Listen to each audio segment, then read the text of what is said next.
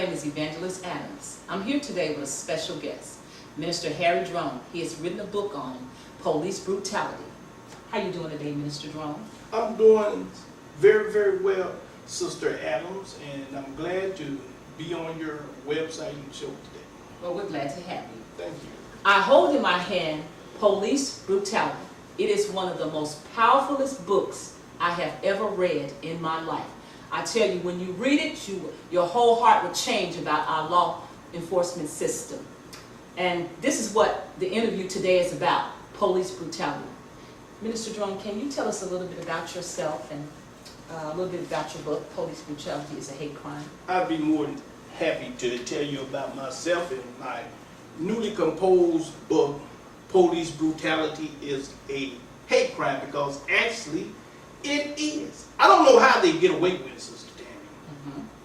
There have been too many young black men and women unjustly attacked and brutalized by the police department. I mean, all over America. This is not just happening in one city, one state, or one town. We hear about it all the time.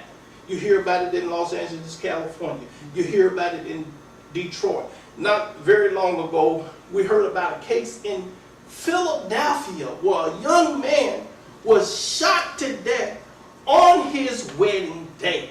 He was shot at least 50 times just after he got married. Do you know those crooked police officers got away with it?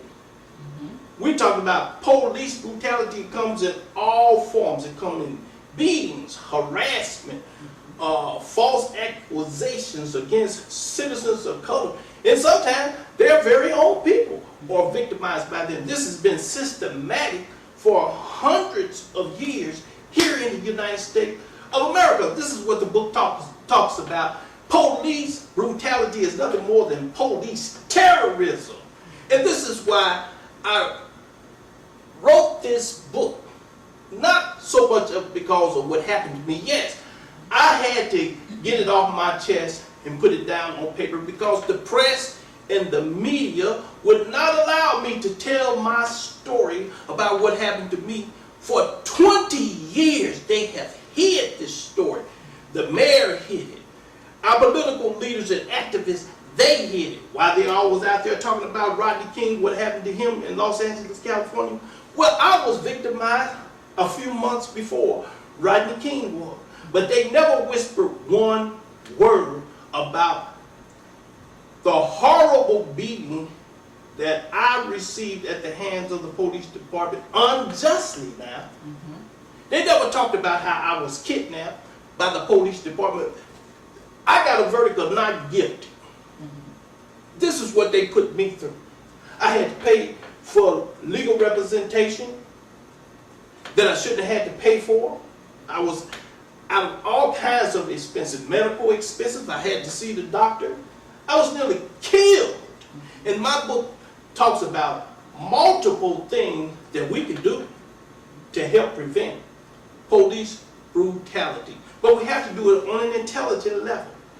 We're not willing to be warriors and avenge ourselves because the police department members are out here practicing illegal tactics and things like this. No, I have a new strategy and a new approach as to how we can deal with this police corruption.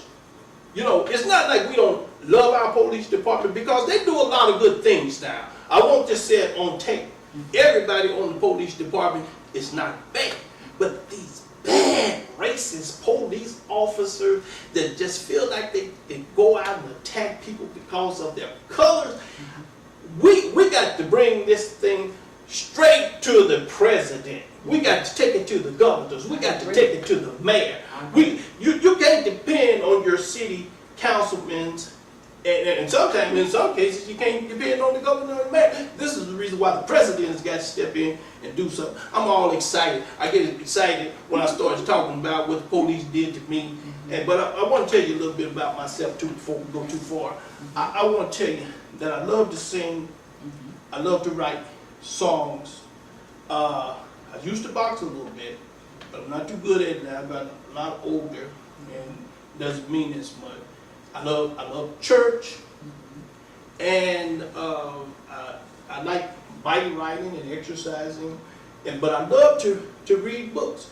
I never read what I want to say. I never wrote a book on my own. This is my first book, but I wrote this book for victims of police brutality. So they'll get a good understanding of what one may go through and what one has to do in order to deal with the corruption or the abuse that has been practiced illegally against them by the police department or its members. This sounds very traumatic for you. It seems like you had a very traumatic experience. And so I want to ask you, is it more emotional, or was it because of the physical pain or the emotional pain that's got you, it seems like you're really traumatized by it. I still am today, but not as much as I was 20 years ago. And that's a dual question. There are multiple things that come into play. Yes, it was very, very traumatic, and the physical injury sometimes is not as bad as the psychological damage that you incur when you become unjustly victimized by the police department. And see, it's one thing if you actually commit a crime and you fall into some type of altercation with the police.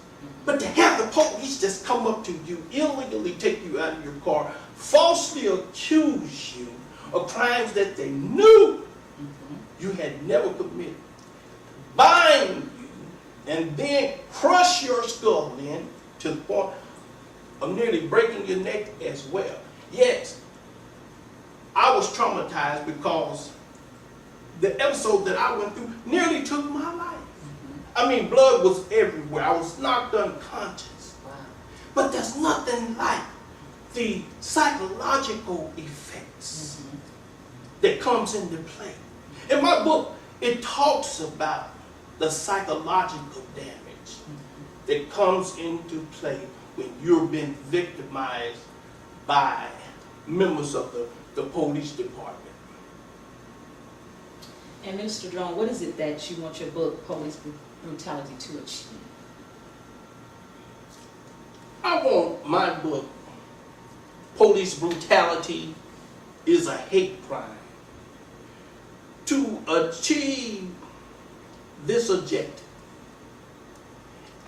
I want it to open up the minds and the hearts of all of our citizens. It doesn't make any difference whether you're white, black, brown, red, yellow, blue, or green. I don't care whether you're from heaven or earth. You can come from Mars.